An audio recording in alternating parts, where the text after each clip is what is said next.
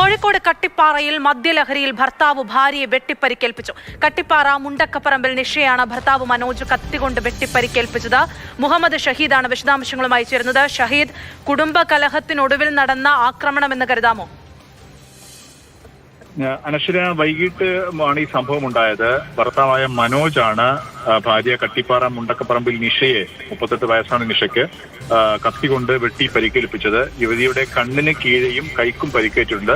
പക്ഷേ മനസ്സിലാക്കിയിടത്തോളം പരിക്ക് അങ്ങനെ സാരമുള്ള പരിക്കല്ല.